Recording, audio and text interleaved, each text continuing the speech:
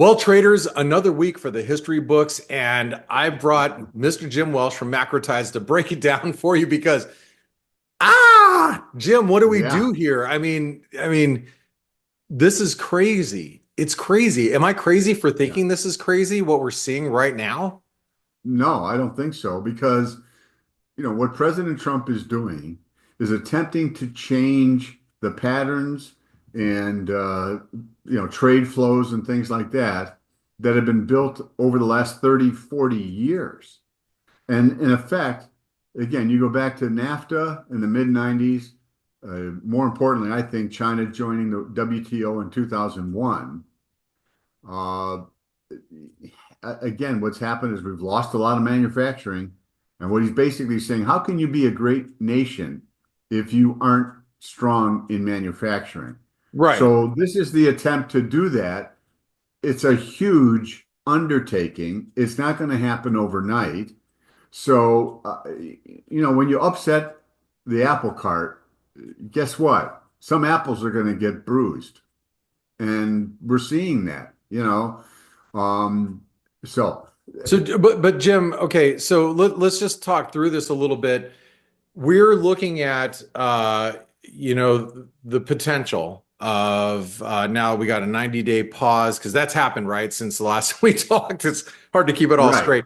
We have this 90-day pause, and it looks like we're going to be negotiating with countries. It's not going to be some grand deal, obviously. So and I know you brought charts. We need to get to those. Yeah. Yeah. But going through like the whole tariff negotiation thing, there's some some headlines out that the White House has reached out to China for a meeting and they want a meeting. I mean, tell me how it looks as a whole, and maybe what we can expect with the China and European bloc.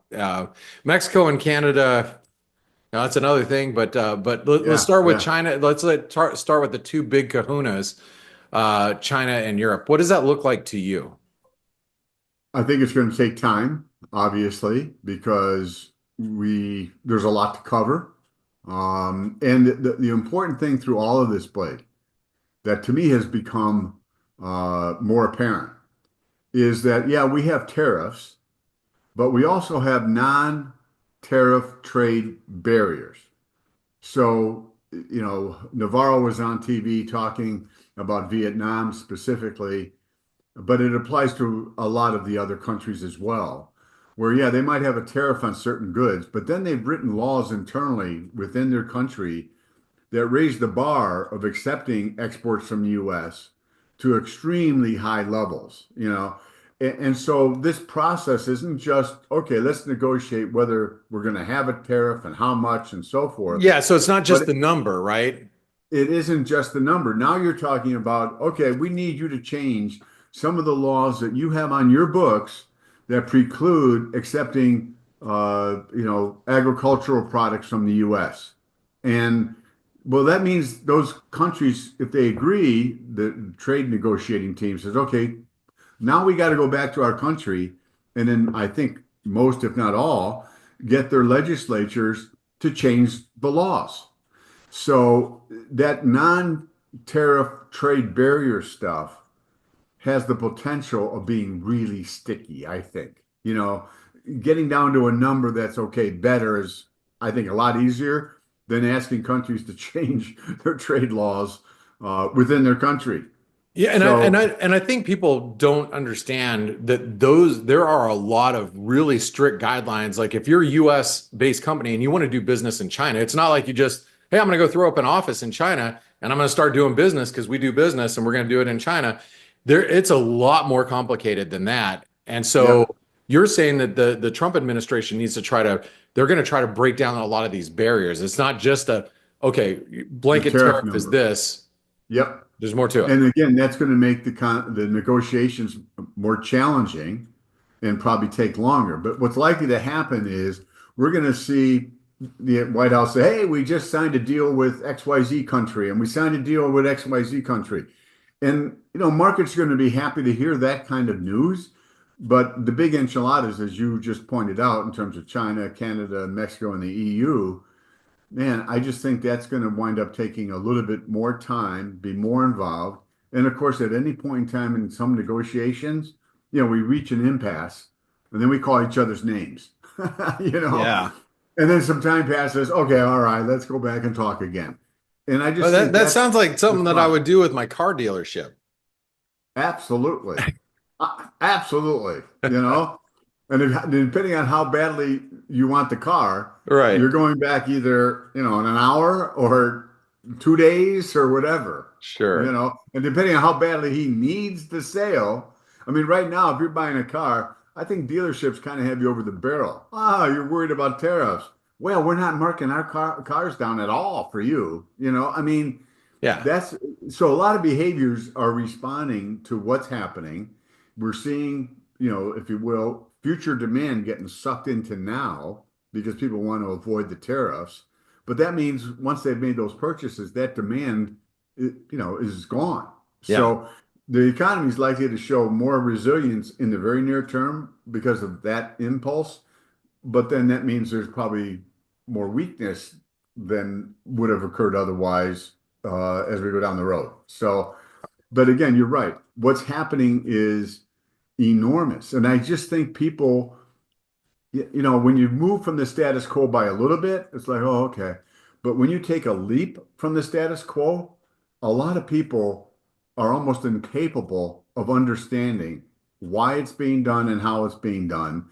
And I think the Trump administration has done a really bad job, poor job of explaining, gee, these are all the tariffs that we're facing when we try to sell to them and really educate people. Hey, why should Canada have a 200% plus tariff on our dairy products? That doesn't make sense. Or Europe, a 10% tariff on auto exports. So Rather that way than people would rather rather understand. rather than they've been ripping us off for years, but what Back does it that up. actually mean? Okay. Yeah, absolutely. Because Okay. there is going to be some stress and challenges for a lot of working people in this country over the next 6, 9 months. And you got to give them an understanding. I mean, when we went to World War II, people were willing to make huge sacrifices. They understood clearly what the purpose of those sacrifices meant. I think a lot of people in this country just don't have or know why are we doing this? They have no, history. They don't know how many millions of manufacturing jobs have been lost in the last 20 years. And those are good paying jobs, middle class jobs. And Trump is trying to get some of those jobs back. It's a huge undertaking. And as I've written in my letters, it's fraught with risk. And Yeah. I think that's going to continue to play out, to your point. Okay, so we're gonna go into some of the charts you brought, Jim. But I guess we can end this with I mean the communication would be better, and I think you make a great analogy about going to war. Like if you know the reasons why you're going to war, you'd understand. And I think a board that you see on your screen with tariffs and what we're going to be hitting back with is probably not sufficient to get people to really understand what he's doing. And I think we as obviously students of the markets and understanding what we do about the economics and markets, we understand why he's doing what he's doing. But maybe the delivery would be a little bit could be more polished, I guess. Absolutely. And at the same time, the Democrats hate him, and so they're going to say a lot of outlandish things. They're going to magnify it as much as possible, any of the negative uh, repercussions, and they can get away with that to some extent because people don't have a clear understanding of the bigger picture. Well, It's an uphill Jim, battle because a lot of people in this country, you can graduate from college and you still couldn't explain what is the law of supply and demand and how does it affect prices. well, All Jim, I right. get I get So, all my I get all my news from TikTok, so therefore, I take in and consume what I know is right. but I'm Came from the spoon-fed. most popular TikTokers on the planet. Yeah, So therefore, yeah, all right, let's yeah. move into All some right, of your rock and charts. roll. You brought, and let me make sure I do this correctly here. My setup's changed just a bit, so just stand by. I want to share the first. Now, the first one, it's a little alarming what you're bringing here. So let me bring it up. Yeah, This is your. Tell me what are we yeah, looking? yeah. Okay, so I've written about this from time to time, and in the March macro tides, I kind of went in detail and kind of said, hey, you know what? Iran cannot have nuclear weapons because that would totally destabilize the Middle East. Obviously, Israel is adamantly against them, but I think countries like Saudi Arabia, they're not blood brothers with Iran. Sure. And what I proposed back in the March macro tides was that potentially at some point in time, there would be an attempt to either get Iran to voluntarily drop their nuclear program or Israel and we would help them eliminate it. And that somewhere in the process, Saudi Arabia then would agree to lower oil increase oil production, all right, and bring oil prices down and inflation. So here's what's transpired, and this is what led me to write this piece. When I read in February 8th, the International Atomic Energy Agency said that Iran from November until in January had increased their enriched uranium by 50%. So that brings them ever closer to being able to make not just one bomb, but multiple nuclear bombs. March 21st, we sent a second aircraft carrier group to the Middle East. Now, some of this was, the story was, well, we're going to go after those Houthis who have been bombing the Red Sea. Okay. But we also sent 6 B-2 bombers. This is the largest deployment of B-2 bombers to any one theater, if you will, ever. Now, these B-2s can also drop bunker busting bombs. I don't know if they're like 30,000 pound bombs. I mean, all right. Yeah, they're yeah. So the idea that we're using B-2 bombers to bomb the Houthis is ludicrous, but it's a nice cover story. March 30th, National Security Advisor Waltz was on Face the Nation, and Iran has to give up its nuclear program. Okay. Trump, next day. I think Iran's going to be in great danger. April 3rd, out of the blue, OPEC says, you know what? We're going to increase daily output significantly in May.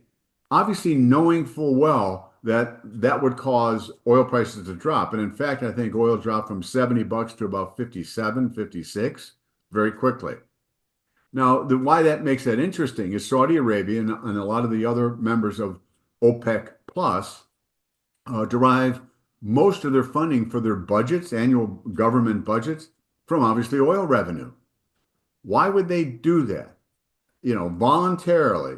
Um, Now, I also think the Trump administration may be telling them, you know what, we need to refill our reserve, strategic reserve of oil.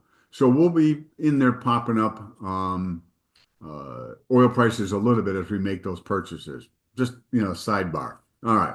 So April 7th, Prime Minister Netanyahu comes to Washington. Now, the guys is, well, he's talking about tariffs. Now, we're going to do whatever we can to, work this out. Really? Did Netanyahu have to come to Washington, D.C. just to tell, hey, Donald, we're going to work this out? All right? No. I believe that he came here, to review what are the plans. We have 2 aircraft carrier groups, a lot of firepower, B-2 bombers. How do we all coordinate this? I'm sure that in recent weeks, this is what's been going on behind the scenes. And then in that meeting in the Oval Office, so oh yeah, by the way, we have a big meeting on Saturday with Iran. So I think when that meeting takes place, like in the old Godfather movie, President Trump is going to make Iran an offer they can't refuse.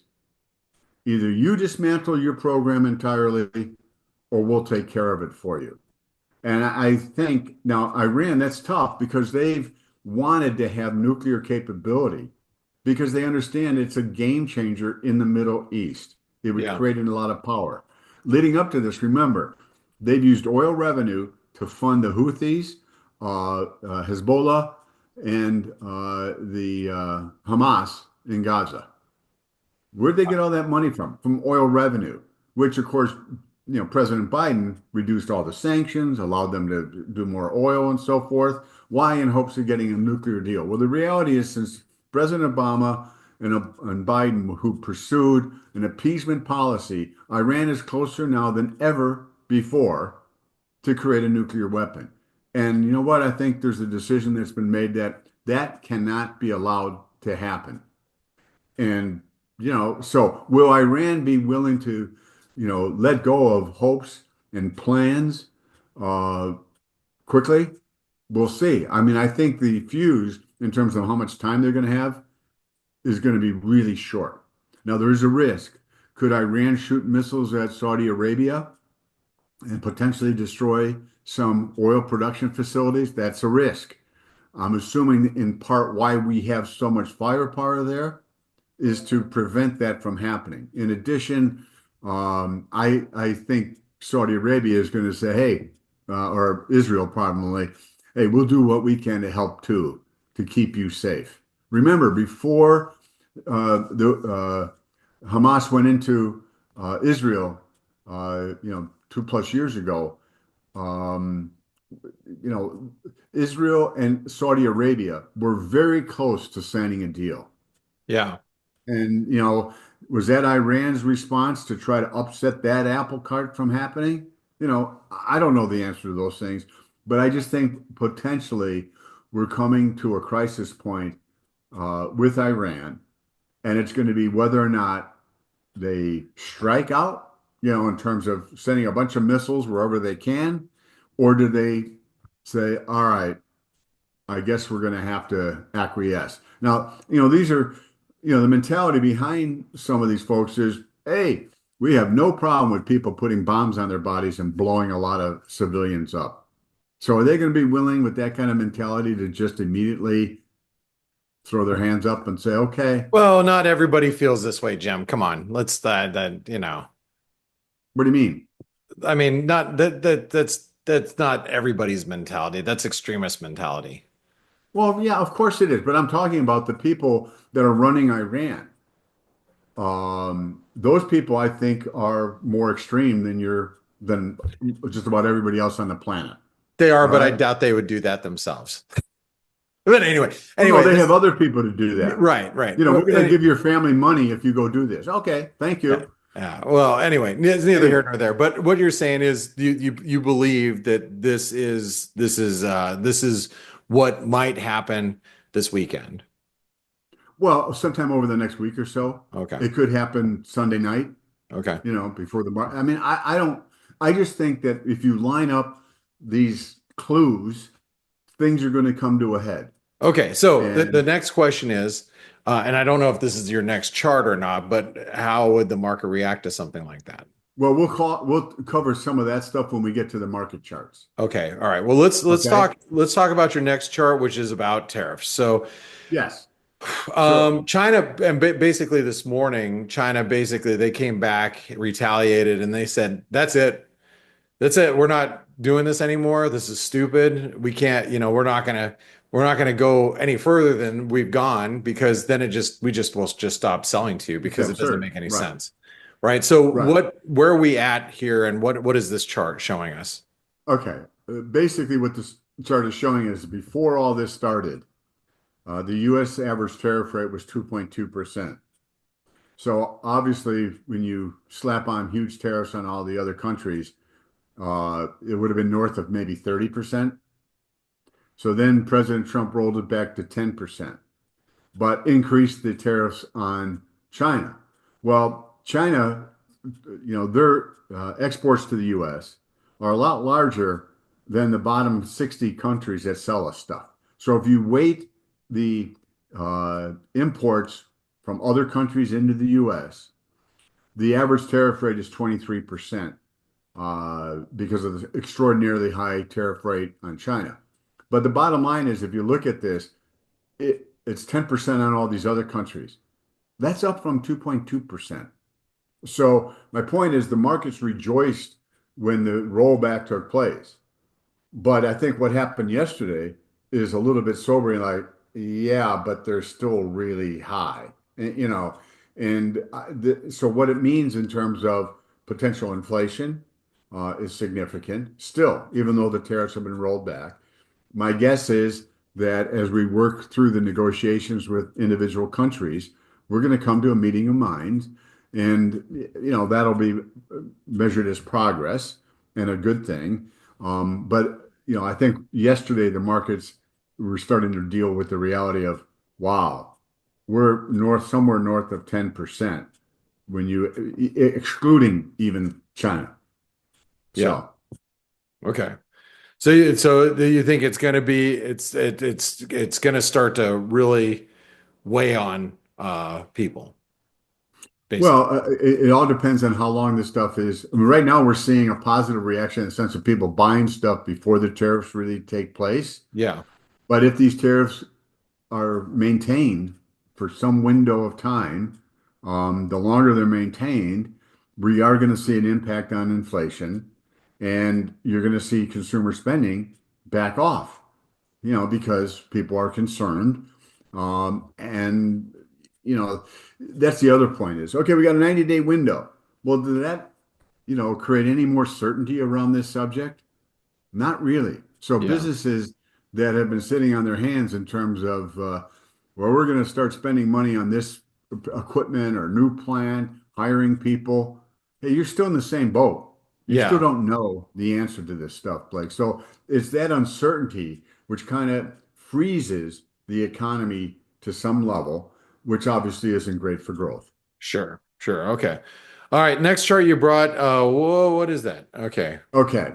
Yeah. So basically, the thing that has surprised even me, because I'm surprised often, but anyway, this week, I think we all I are. really Yeah. thought, yeah, I thought Treasury yields would continue to come down based on equity weakness. Why? Well, because historically, that's kind of what's happened. That hasn't happened this week. We've seen Treasury yields since Monday morning are up between 50 and 60 basis points since Monday morning. And some of the selling looks forced selling. So I think what's happened here is hedge funds loaded up on a basis trade, which is nothing more than being long treasuries and short the futures, and that tiny little spread that sometimes exists because those things aren't priced perfectly creates a profit. Of course, to make it meaningful, the hedge funds that are using this are levered 50, 100 to 1. All right. So all of a sudden, the basis trade, the relationship between the cash and the future starts changing. And it's forcing liquidation of the long treasury position. And I think this is just a reflection of, if you will, the disequilibrium that's been happening in the treasury market. And so you're seeing this forced selling, which is why treasury yields are going down. And I think we're at a very critical point in terms of where yields are, that if they keep blowing out, it starts reminding me of 1987. In 1987, the 30-year went from like 7.5 to 10 and a quarter over about 6 months, and the market crashed. I mean, that was the trigger. Other Yeah. things then kicked in. So to me, we're at a point where we need to see treasury yields stop going up. And under normal circumstances, I think that would have taken place given the equity weakness, the outlook for economic slowing, and so forth. So, are there other factors, maybe causing treasury yields? Like, okay, are some companies dumping treasuries? Certainly possible. How about Japan, People. China? I mean, I doubt Japan would. that China has about everybody was seven. pointing their finger at them on Tuesday or Wednesday night, whatever night it was. Okay, maybe. Again, we won't know for probably weeks when they come out with a report in terms of what's happening to the positions. Japan has 1.2 trillion of treasuries or treasury debt, and China's at 760 billion. So If those sales start to prove disruptive, the Federal Reserve will respond. In other words, the Fed's not going to get triggered because, gee, Treasury yields went up a little bit or the stock market went down. But if liquidity starts to be an issue within the Treasury markets that then is causing Treasury yields to go up, the Yeah. Fed will respond to that. It'll be the buyer of And last resort, so to speak. absolutely, that's their Okay. role. All right. So, yeah. All right. Well, the next chart you brought, Jim, is the CPI. So, Hey, the uh, CPI came out yesterday. yeah, It was phenomenal. I mean, headline number dropped. Again, we're seeing oil prices drop, which is starting to play into that a little bit. And then the core was up, I think, 6 basis points. So you saw a fairly significant drop in core inflation. Uh, Under normal circumstances, that would have been like, whoa, buy the long end. Instead, what we're seeing, and again, this goes back to the prior chart, we're seeing the relationship between the 2 year holding relatively steady and the 30 yield taking off in the face of, economic slowing that's going to be coming. Inflate this, and I mean, again, some of the, CPI the great CPI report gets dismissed because, yeah, that's all going to change. You're right. Because we are going to see inflation tick up as these tariffs kick in and start to bleed through to price levels. So, I get that part of it. But this is kind of an extreme move. What's going on here? sure. If you show me this chart and say, hey, the CPI came out, wow, must have been a bad number. That's what we would have concluded if we looked at this chart without knowing what the actual CPI was. Right. So what is that? What else does that tell you? Well, again, Besson has said that he and President Trump were focused on the 10-year yield. That's why I believe Trump rolled back. And I wrote about this in Monday's letter. I said, hey, this is what Besson has said. He can't be happy with how much yields are going up. And I think what we saw Tuesday night, or I think it was Tuesday night, so much happens every day, it's hard to keep them track. But I think that was really the trigger more than anything else, Blake. It's like, okay, we need to do something to contain not so much the stock market, but what's happening in the treasury market. You had a 10-year auction on Wednesday coming. You had a 30-year auction yesterday. Wow, no Great auctions surprise. too. I'm sorry? Great auctions too. Yes. So was that intended? I mean, again, the timing, I think, was geared more towards what was happening with treasury yields and those auctions as opposed to anything else. Let's make sure those auctions go well. And they did. And yet treasury yields keep going up. So to me, those are all symptoms of forced selling from somebody that irrespective of these, what would normally be considered positive, healthy news for the bond market, instead, bonds are getting hammered. Well, That we're gonna again see suggests forced selling. we're gonna see how you interpret it in TLT, which will be interesting because I know you're gonna go Yeah. over it. Yep. Let's start with the dollar, the all might never mind, the all not so mighty dollar. Yeah. You've been looking for a move below 100. And I think last week you were thinking we might bounce, but yeah, Well, we got a little bit of a bounce for wave four. It didn't yeah, go quite as far as I thought, and then rolled over very quickly. The idea was no matter what, a decline below 101.26 was coming for wave five from the decline from 110.17. So now that we've got what to me looks like a pattern that is almost mature as far as a five-wave decline, it's time to start looking for a low in the dollar. The really. RSI, as you can see, is very oversold. So is it possible that we get a bounce in the dollar and then a lower close so the RSI registers a divergence? Yes. Also, what's possible if things go south in Iran and there is military action, um, I'll bet you the dollar strengthens on that. Well, So the pattern is suggesting we should start looking for a rally. And to me, that event would, I think, cause a flight to the dollar. okay. All right. Well, argument heard. But Again, but you caught me wrong when we were up at 108, 109. I couldn't see it. And right now, the reason why I say that, and I'm jokingly, but not jokingly, Yeah. the euro has broken a pretty big level, and that's a big, chunk of the dollar index. So Yeah. now that Yeah. it's Yeah, above, 57% or so. So it's a yeah, big so number. now that Yeah. it's above 113, it's hard for me to get my Me head there. around that until we see the euro move. But Yeah. we've seen crazier things happen, and Jim, that's why what makes you so good. So let's take a look at gold. You were looking for a potential I turn thought gold lower. had topped. I I really, I was too. I thought it was you topping last know, week. that the rally above that top red trend line Mm-hmm. and then dropping below it looks like, oh, false breakout. All right.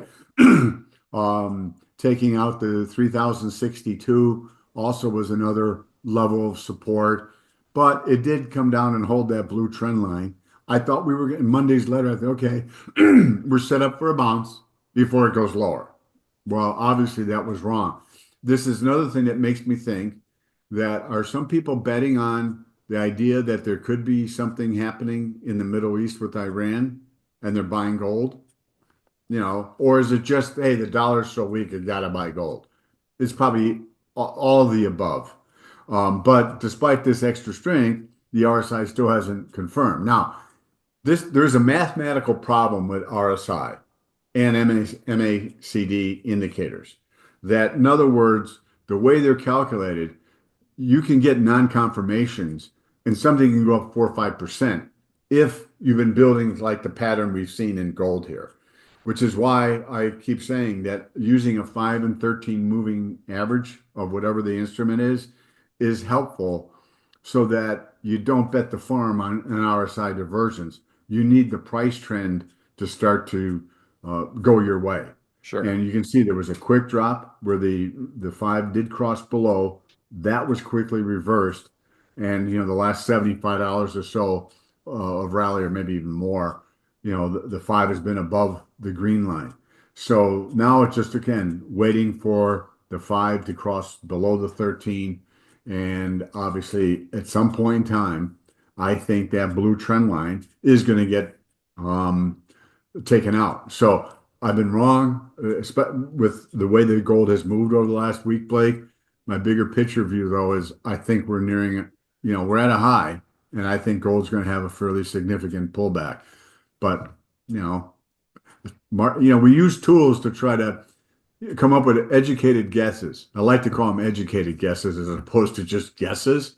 Yeah. But the reality is, markets are really, truly unpredictable, and therefore we use these tools to try to get some leg up, have the odds tilt at least a little bit, and then also know where am I wrong, Yeah. you know, Exactly. and that's all this stuff is. So anyway, All right. Well, Jim, the next chart you brought is TLT, which I'm very interested in to see what you have to say about what's happening in the fixed yeah. income market.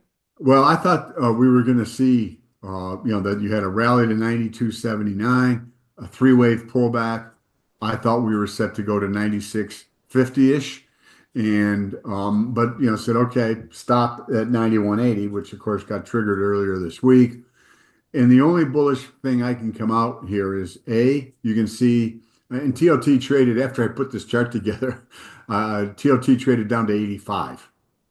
So we got within pennies of the prior low. That should be some support. In addition, the pattern that to me holds some upside potential is the rally to 92.79 was you had then an irregular B, three waves down, the pop above 92.79, and then the C wave taking it down to today's lows. It's in my mind, it's critical that TLT holds these lows because you take out that prior low, yields, I think would be problematic for a lot of things. If this pattern is right, Okay. then we're likely to see a rally above 94.09. All right. All right. So Understood. now, would we get a flight to quality to the bonds if something happened in Iran? Yes.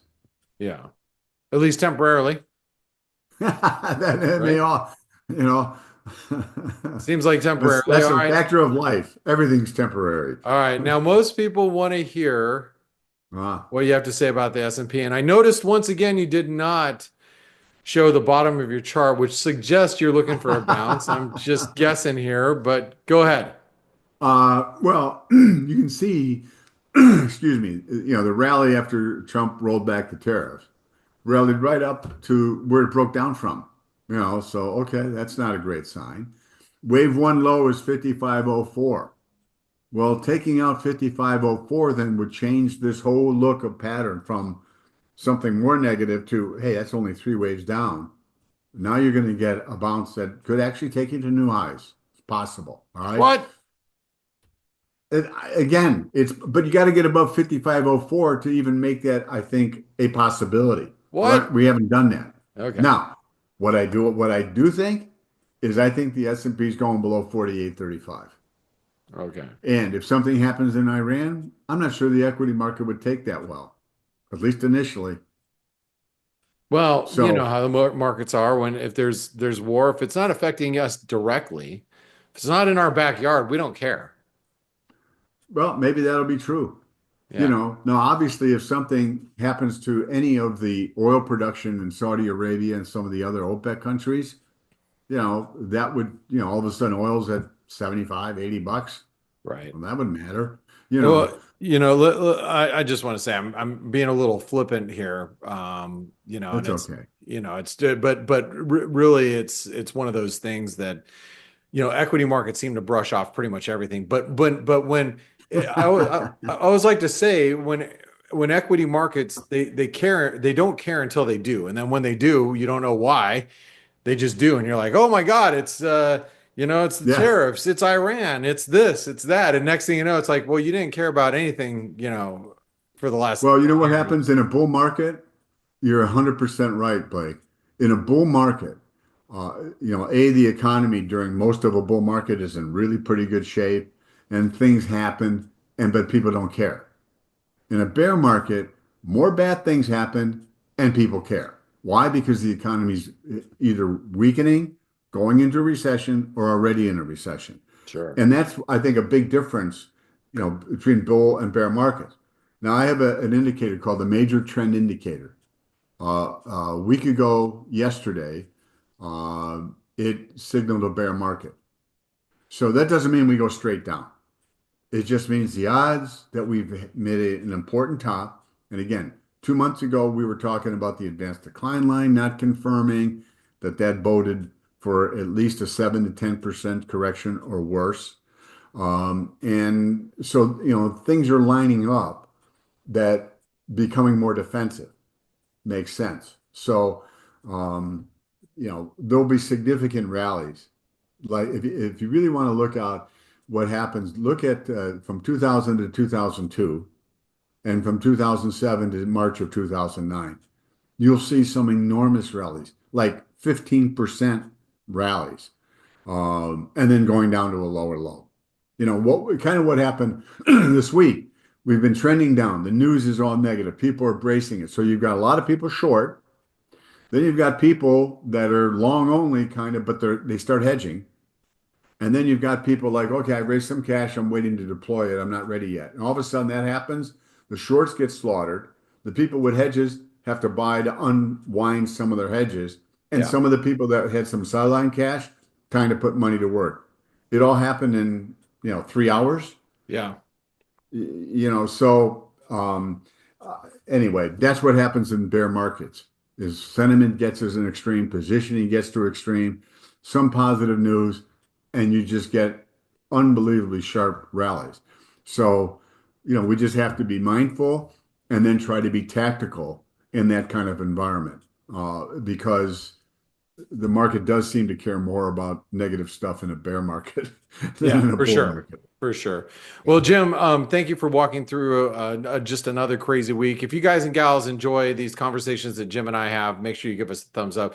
Follow Jim on Twitter. He's not as vocal on Twitter, but what's the best way for traders to get your analysis? Yeah, macrotides.com. Send me an email, jimwelshmacro@gmail. If you become a subscriber, you'll get a discount if you like coming through Trader Summit. And again, these are just amazing times. It is so much fun and challenging, I think, for both of us Yeah. to kind of try to figure out so much. Before we started this, you said something about, wow, this was a really long week. And it's kind of like so much is happening. It's like each day is longer than 24 hours, Yeah. mentally, emotionally, and so, this was a week with, 200 hours the last 5 days instead of what, 120? Yeah, right. I do my math right? 5 times 24. Yeah. No. It's been a heck of a ride the last week and a half for us traders. So Yep. stay as informed as you can. Make sure you subscribe to this channel so you don't miss this exclusive content every Friday. Make sure you look up Jim and give him a shout out so he can send you the most recent Macro Tides technical review. So Jim, thank you so much. I appreciate seeing you every week, and I'll look forward to catching up with you next week. You got it. Likewise, Blake. Take care. Hey traders, Blake Morrow here. Thanks for stopping by our YouTube channel. Don't forget to like, share, and subscribe to our channel. Also click the bell notifications so you do not miss any of our market-related trading analysis from some of the leading industry experts. Thanks for stopping by. We'll see you in the next video.